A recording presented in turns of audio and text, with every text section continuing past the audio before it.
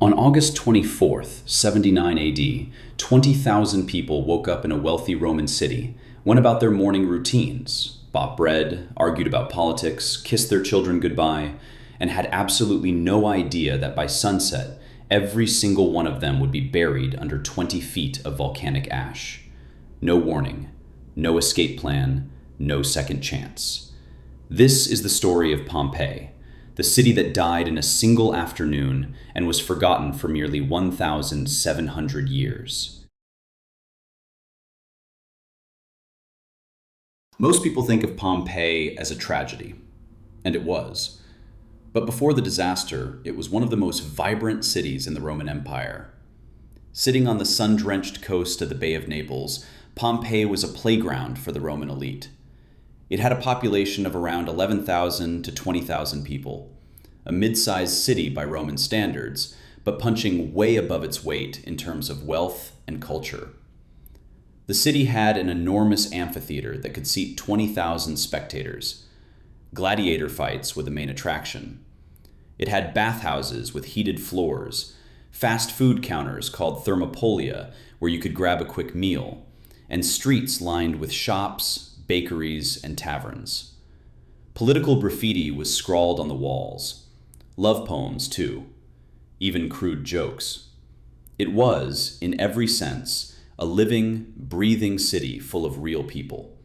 And, looming just 5 miles to the northwest, quietly watching over all of it, was Mount Vesuvius. The people of Pompeii had no idea it was a volcano. To them, it was just a mountain, covered in vineyards and farmland. The soil around it was incredibly fertile. They didn't know they were living on a ticking bomb. The last major eruption had been nearly 1,800 years before. No one alive had any memory of danger, but there were signs. In 62 AD, 17 years before the eruption, a massive earthquake rocked the entire region. Buildings in Pompeii collapsed, temples cracked, water pipes burst. The Romans didn't connect earthquakes to volcanic activity. They blamed the gods. The city rebuilt. Life went on. In the days leading up to August 24th, 79 AD, smaller tremors started shaking the ground. Wells and springs dried up mysteriously. Animals reportedly behaved strangely, but again, nobody understood what these signs meant.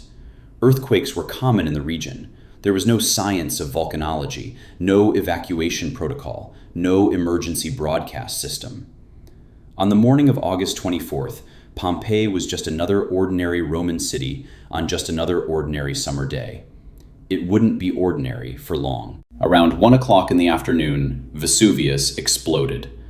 The eruption column shot approximately 21 miles into the sky, a massive pillar of superheated gas, pumice stone, and ash that would have been visible for hundreds of miles. The sky above Pompeii went dark. In the middle of the day, it became night. Within minutes, pumice stones, lightweight volcanic rocks, some the size of fists, began raining down on the city. At first, it was almost manageable. People covered their heads with pillows and cushions. Some tried to flee immediately. Others retreated indoors, thinking their roofs would protect them. That was a fatal mistake. The pumice kept falling, hour after hour. It accumulated at a rate of about 6 inches per hour. Rooftops began to groan under the weight. Then they started collapsing, crushing the people hiding beneath them. By evening, the pumice had piled up several feet deep in the streets. Doorways were blocked. Escape routes were buried. Those who hadn't fled early were now trapped. But the pumice fall wasn't what killed most of the victims. What came next was far worse. In the early hours of August 25th, the eruption column collapsed.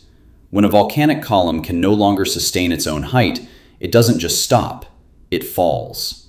And when it falls, it sends superheated clouds of gas, ash, and rock racing down the mountainside at speeds up to 450 miles per hour.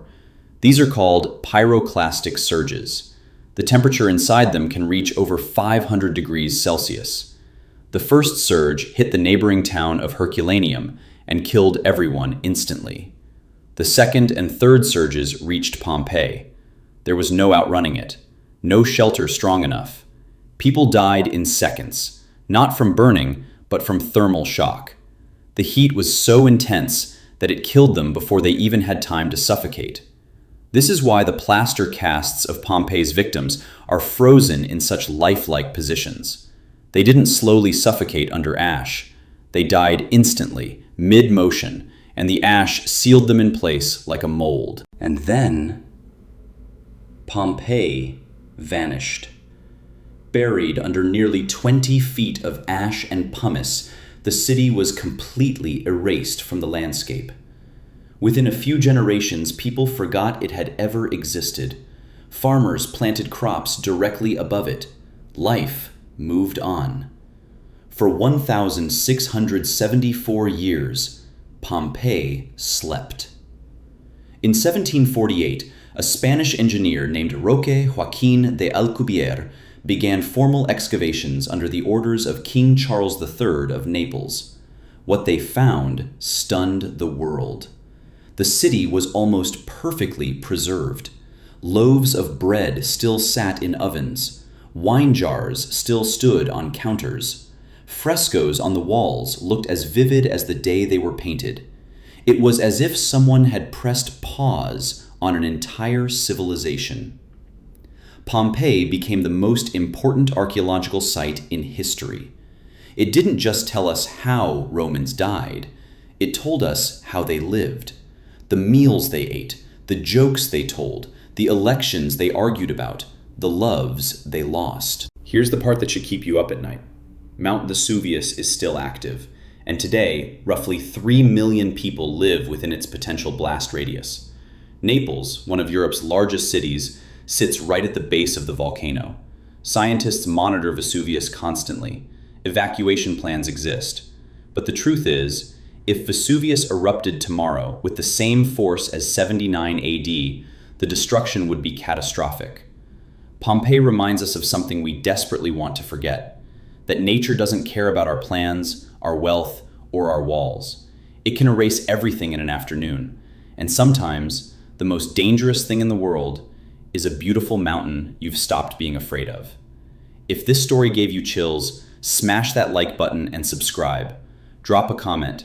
Would you live near an active volcano? I'll see you in the next one.